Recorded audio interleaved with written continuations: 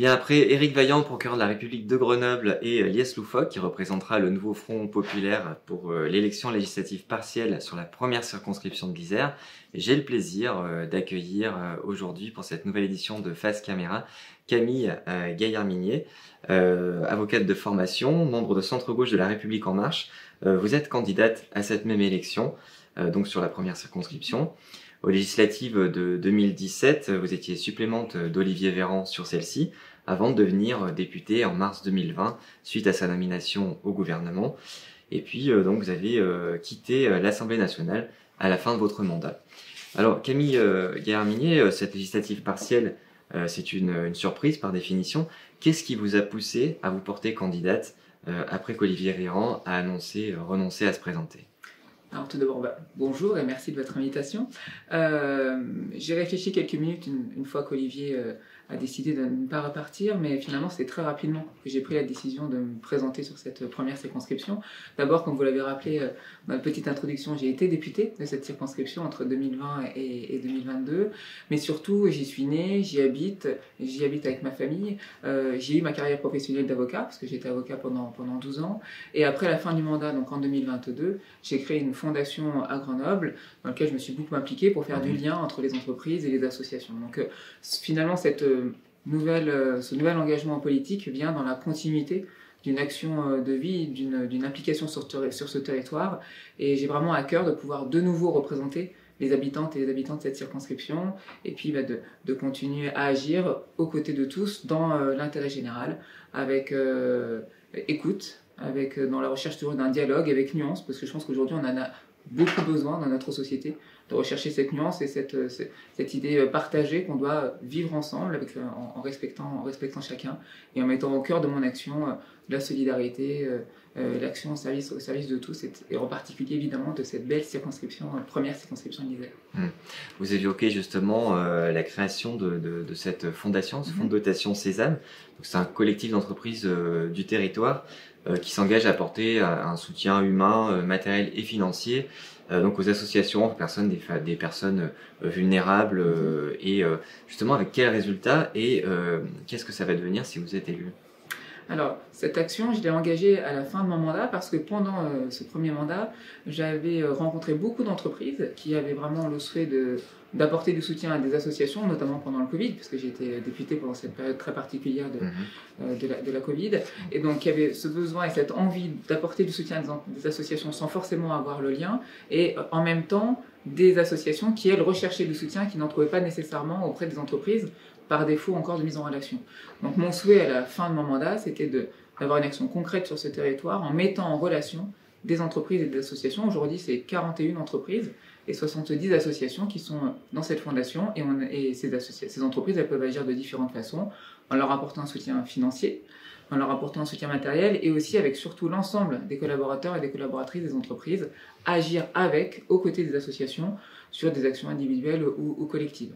Donc mon engagement dans cette élection, évidemment, ne devait pas passer par une mise à l'écart de ce projet. Je suis aujourd'hui en congé sans solde, mais ce sont 2 personnes qui ont repris, et notamment donc, ma place de délégué général, pour continuer à faire vivre Sésame, pour continuer à le faire avancer, à le pérenniser.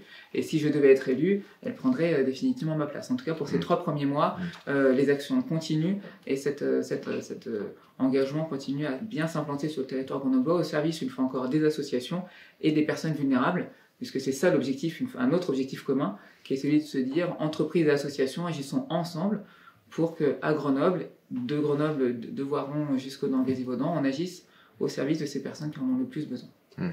Alors on l'a rappelé tout à l'heure, vous aviez été élu député lorsqu'Olivier Véran a été nommé ministre. Quelle expérience vous en avez retirée ?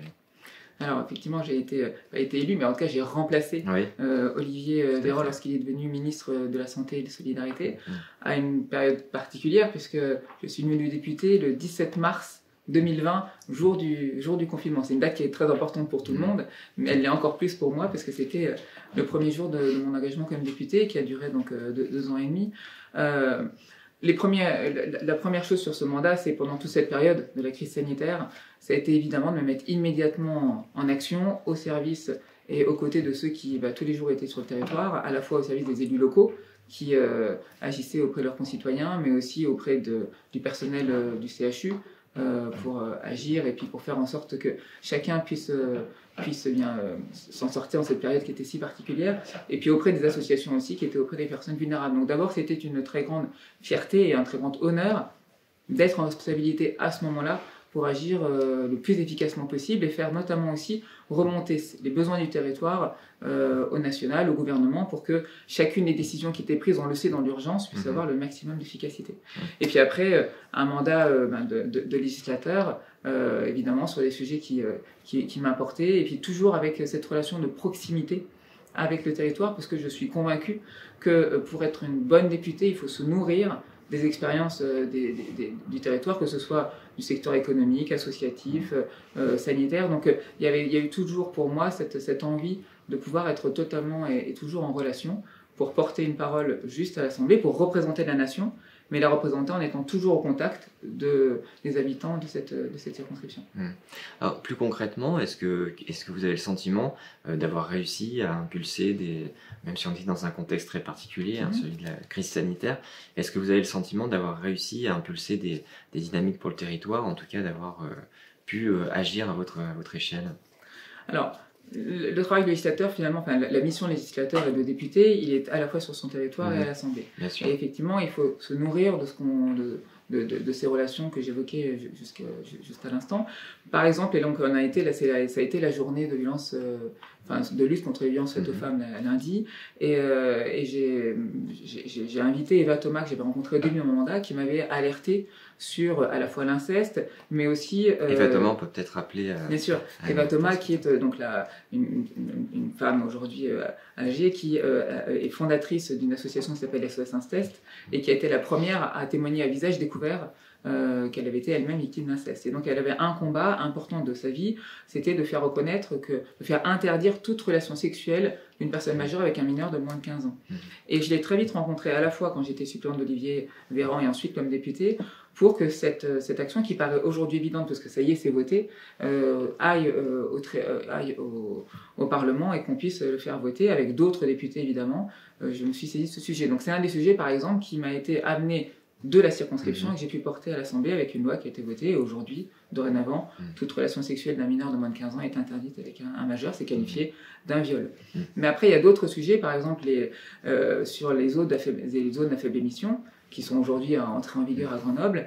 J'avais la possibilité comme législateur, parce que j'étais alertée du territoire en disant c'est une idée qui est importante sur le plan écologique, mais qui doit emmener tout le monde, qui doit être acceptée socialement. Et pour ça, il faut que les habitants, que les entrepreneurs, que les artisans puissent aussi se saisir et comment faire en sorte que ça soit tenable socialement. Et donc, j'ai fait une mission flash avec des propositions, et pour ça, j'ai pu regarder et comparer des systèmes européens qui eux-mêmes avaient mis en place ces zones à faible émission et comment est-ce qu'on pouvait bien travailler pour que sur ce territoire en particulier, mais sur les territoires de manière générale en France, on puisse faire en sorte que les personnes soient informées, qu'elles soient accompagnées, qu'elles soient aidées si elles en avaient besoin pour que ce soit acceptable. Donc vous voyez, pareil, c'est un sujet national, mais qui, grâce au retour que j'avais du terrain, grâce aux échanges que j'avais avec les habitants, les artisans, une fois encore, et le monde économique, m'a permis d'exprimer des propositions et de les voir appliquées dans le cadre d'un texte et dans mes échanges aussi avec le territoire. Alors, on l'a rappelé par définition, on est sur une campagne qui va être extrêmement rapide, pour pas dire express. Quels sont néanmoins les axes sur lesquels vous souhaitez vous focaliser pour cette campagne ? Alors, il y a des axes évidemment importants et essentiels que sont d'abord la santé. La santé, parce qu'on a un CHU à Grenoble, qui est un pôle extrêmement important de santé et sur lesquels évidemment je suis très en lien. Et maintenant même, quand j'étais en tout cas députée, membre du conseil d'administration de cet établissement avec une loi qui a été votée. Et donc, je pense que là, c'est important d'être au contact de ce personnel. Je l'ai vu, moi, au travail et agir en responsabilité pendant toute cette crise. Et on sait aujourd'hui quelle est l'importance d'avoir une santé publique qui soit la plus efficace auprès de tous. Donc déjà, c'est être sur ce sujet de la santé publique et comment ce rapport avec aussi l'hôpital et la médecine de ville peut se faire encore mieux qu'elle ne l'est aujourd'hui et prendre une fois encore des idées du personnel de santé qui agissent tous les jours à nos côtés. Il y a évidemment aussi ce lien alors sur le territoire entre des quartiers où il y a des jeunes, et ça je l'ai fait une fois encore aussi dans le cadre de ce premier mandat, entre des jeunes qui recherche des formations, qui recherche des emplois, et une autre partie de la circonscription où il y a des entreprises très actives, innovantes, très engagées également. Comment faire ce lien entre ces deux zones de la circonscription qui ont fait sa force, mais comment créer ce lien? Et ce lien, finalement, c'est toujours ce que j'ai essayé de faire à travers mes différents engagements, et notamment avec Cézanne. Donc là aussi, c'est comment le renforcer. Comment aussi faire en sorte que nos associations qui agissent au quotidien, aussi bien sur les personnes, sur la solidarité, mais aussi sur le champ de la protection de notre planète, qui est un autre thème extrêmement important. Comment faire qu'on puisse avoir encore plus de bénévoles, et donc comment inciter les salariés, mais toute personne, à pouvoir encore mieux agir auprès des associations. Il y a évidemment l'éducation, qui est un champ extrêmement important. On a dédoublé les classes dans les zones, dans les quartiers prioritaires, mais il faut encore aller plus loin, parce qu'on sait que la réussite, ça part déjà d'une réussite éducative, donc être aussi à l'écoute des enseignants. Et puis la protection de notre planète. C'est aujourd'hui la protection de notre territoire, et donc notamment sur la mobilité. Il y a beaucoup de choses qui sont faites. On a un sujet qui anime beaucoup d'élus locaux, qui est le RER métropolitain.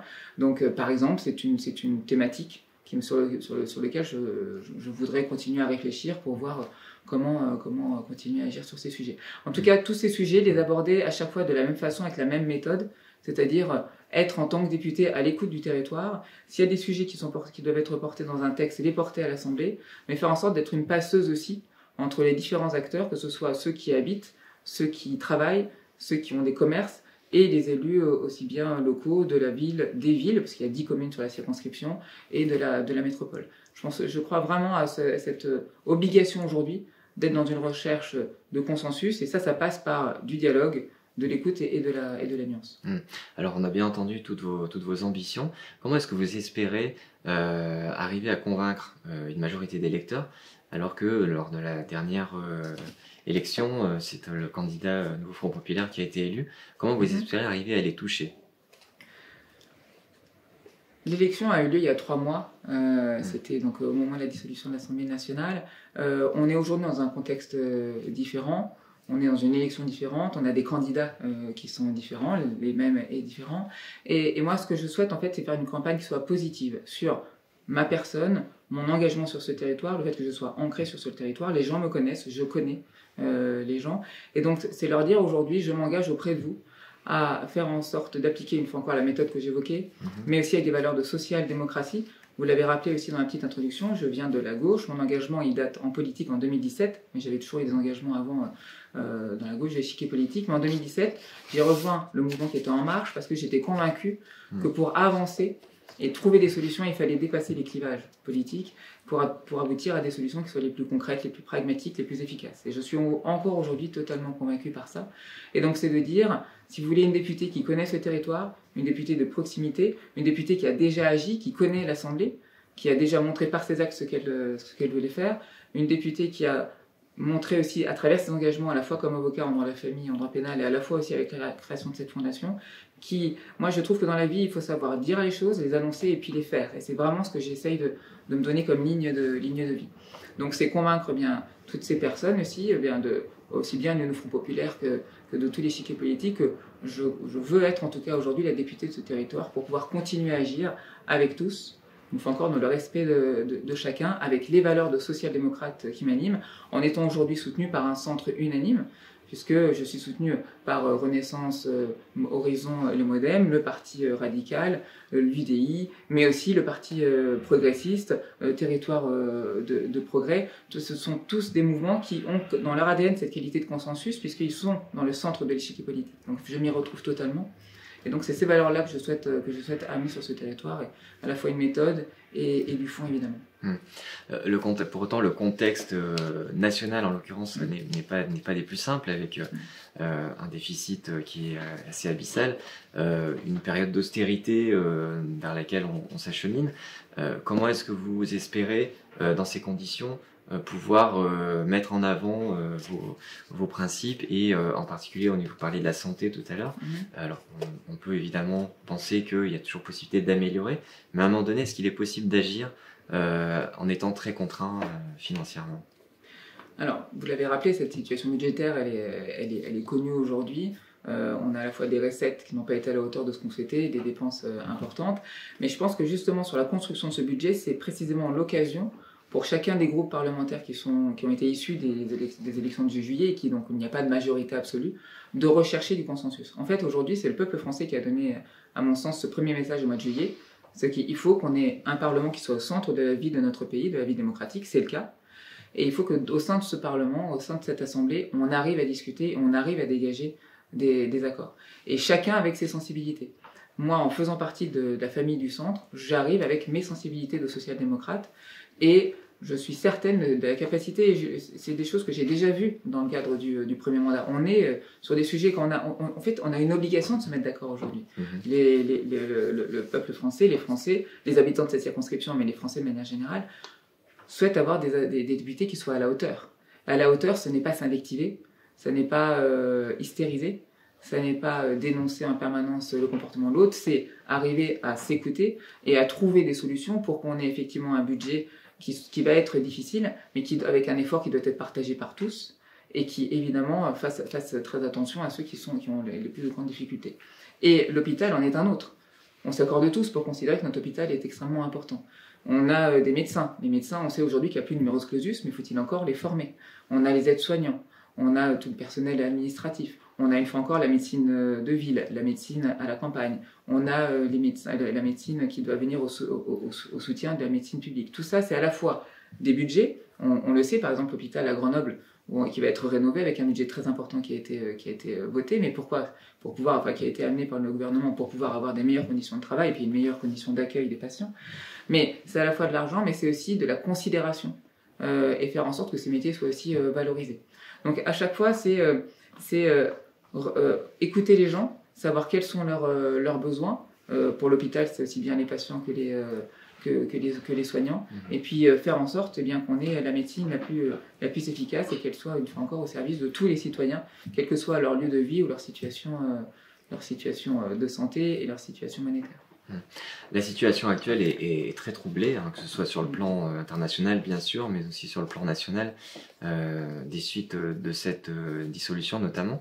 Quel regard vous portez là-dessus? Vous disiez tout à l'heure que vous pensiez qu'il était important justement d'avoir cette écoute, ce partage, en tout cas ce meilleur fonctionnement démocratique. Est-ce qu'à votre sens ça a péché? Est-ce que c'est la cause de cette dissolution? Qu'est-ce que vous en pensez? Quel regard vous portez là-dessus? Alors, vous parlez d'abord d'un contexte international, je pense que c'est important en plus aujourd'hui de l'évoquer. Je dis aujourd'hui parce qu'on a appris la trêve qui avait eu lieu cette nuit entre l'Israël et le Liban. Et donc, à mon sens, cette situation internationale, elle appelle surtout deux choses. D'abord que les relations diplomatiques soient vraiment mises en avant, et elles peuvent être efficaces, et on en a eu la démonstration cette nuit, que le droit humanitaire, que le droit international soit au cœur de tous ces conflits. Et que c'est vraiment ça la solution. Et puis évidemment aussi une Europe. Et ça, c'est aussi un élément très important dans l'engagement qui est le mien, puisque celui de 2017, c'était à la fois le dépassement des clivages, mais c'était aussi de mettre au centre l'Europe comme étant la solution et on le voit aujourd'hui avec le président américain qui a été élu, qui doit être absolument crucial et sur lequel il faut avancer, parce que c'est là qu'on va trouver les solutions d'une démocratie partagée, et c'est là qu'on va trouver les solutions pour protéger aussi utilement notre planète. Donc voilà, en tout cas, ce droit humanitaire, ce droit international, cette Europe qui est au centre, pour qu'on puisse avoir une situation internationale qui, comme vous l'avez dit, est très, très instable, mais c'est là qu'on doit trouver les solutions. Sur le plan interne, la dissolution, je n'en aurais pas aujourd'hui d'explication. On en a effectivement le résultat. Je crois qu'en tout cas, le message, une fois encore, des Français, avec l'élection qu'il y a eu, qu'on évoquait tout à l'heure, c'est vraiment cette idée aujourd'hui, il n'y a pas de majorité absolue, donc il faut dialoguer, il faut partager. Et puis une recherche peut-être aussi de stabilité. Je pense aussi, ça c'est une demande forte dans les échanges que j'ai déjà pendant cette campagne, c'est donnez-nous un cadre, travaillez pour nous, faites en sorte que collectivement on arrive à mieux vivre ensemble dans un paysage effectivement politique qu'on n'a pas connu, puisque cette relativité est complexe et inédite, puisque le fait de ne pas avoir de majorité absolue, c'est pas une situation qu'on connaît, mais en tout cas sur lesquels ça doit devenir aussi une opportunité. C'est l'opportunité de se rendre compte qu'on peut trouver des sujets communs, et on en aura à l'Assemblée, sur lesquels on va pouvoir débattre. Donc voilà, je pense que c'est être à la hauteur aussi des enjeux. Vous parlez de cette instabilité, je pense que les concitoyens ont besoin aussi d'avoir en responsabilité des députés qui s'engagent, avec constance, qu'ils disent et qu'ils font ce qu'ils disent, et puis qu'ils soient dans cette recherche de dialogue, non pas juste par le discours, mais qu'ils soient vraiment dans cette disposition active. Et on est des députés qui savent discuter et qui ne soient pas aussi dans cette invective permanente qui n'est pas à la hauteur, à mon avis, des enjeux d'aujourd'hui. Alors vous l'avez dit, vous vous définissez de centre-gauche. On assiste parfois à une certaine droitisation des débats, en particulier sur les sujets liés à l'immigration ou d'autres sujets, par exemple sur l'austérité, ce genre de sujet. Et quelle liberté de ton et de parole vous entendez appliquer si vous êtes élu à l'Assemblée nationale, en particulier vis-à-vis de votre groupe politique ou des consignes qui pourraient être données par un gouvernement? Alors pour l'instant c'est très hypothétique parce que tout ça est très instable, mais qu'est-ce que vous entendez faire du coup si vous êtes élu? Alors si je me suis engagée, c'est parce que j'ai la conviction aujourd'hui que j'aurai la liberté d'agir au sein du groupe du centre que j'évoquais. Je connais Gabriel Attal, on a déjà échangé sur la nature de mon engagement et je sais qu'il est très ouvert justement à la diversité des sensibilités que compose aujourd'hui le groupe central. On travaille déjà au sein de Renaissance entre des députés qui sont, comme on l'a dit, avec En Marche, de sensibilités différentes, de droite et gauche, mais aussi avec le Modem, avec Horizon, avec tous les groupes aujourd'hui qui me soutiennent. Donc, je sais que cette sensibilité, je ferai en sorte qu'elle existe et qu'elle fasse et que je puisse avoir une parole libre au sein de cette assemblée pour la faire exister. Mais j'en ai la conviction parce que je sais déjà qui compose ce groupe, je sais déjà qui la dirige, et sur ces sujets comme l'immigration, j'ai des convictions, j'ai travaillé sur le terrain avec des associations qui accompagnent les personnes en migration, donc je connais grâce à elles les problématiques, et je sais qu'aujourd'hui on a déjà des textes qu'il faut déjà appliquer. Et ça aussi, je souhaiterais agir pour qu'on ne soit pas forcément dans une inflation législative permanente, mais qu'on sache quels sont les textes, quelles sont les problématiques, comment on les applique, et puis ensuite continuer à réfléchir. Donc voilà, et ça, une fois encore, de la même façon que tout à l'heure, nous nourrir aussi de ceux qui sont au quotidien, aux côtés des personnes qui sont dans le cadre de cette médiation. Mais au-delà de ça, et je sais aujourd'hui qu'il y a déjà des députés à l'Assemblée qui ont des positions, à part les extrêmes. Si on écarte l'extrême droite, où là, effectivement, il y a un peu la culture de la position unique et l'extrême gauche, on a dans l'échiquier politique, on le voit aujourd'hui, des députés qui ont justement cette capacité à émettre des positions différentes. Et le changement, je reviens encore à ces élections de juillet, c'est ça. C'est qu'aujourd'hui, on a une assemblée qui est au cœur de notre vie démocratique, dans laquelle les députés, quel que soit leur groupe d'appartenance politique dans un échiquier, on va dire central, de droite à la gauche, peuvent exprimer, à mon sens, des opinions différentes qui viennent nourrir un débat. Il ne s'agit pas de les exprimer pour être différents des autres ou pour s'opposer, il s'agit de les exprimer pour montrer que la solution est certainement plus nuancée que celle qui est proposée et pour laquelle on doit aboutir. Si vous aviez un message à adresser aux électeurs, quel serait-il pour ces élections à venir? C'est paradoxalement un message, peut-être par rapport à la situation évoquée, à la fois internationale et nationale complexe, mais un message d'optimisme. Moi, c'est ce que je veux porter avec cette campagne, que je vais porter de façon en proximité, avec un van qui va circuler sur la circonscription, sur nos 10 communes. C'est vraiment aller au contact des gens et leur dire, voilà, vous avez face à vous quelqu'un qui veut s'engager pour le territoire, qui veut le faire parce qu'elle connaît les difficultés, mais qu'elle connaît aussi les forces de ce territoire, qu'elle connaît la force de ses habitants, que ce soit des habitants de Bivier, Bernin, Le Sapé ou du centre de Grenoble ou des quartiers, et qui veut effectivement être à vos côtés pour qu'on gagne ensemble. Mais pour ça, il faut effectivement faire des efforts, faire des efforts d'écoute des autres, du dialogue, il faut savoir travailler avec tous. Et je crois, et vraiment je suis intimement convaincu qu'on peut avancer dans l'intérêt général et faire avancer notre circonscription et ce pays si on est dans cette dynamique.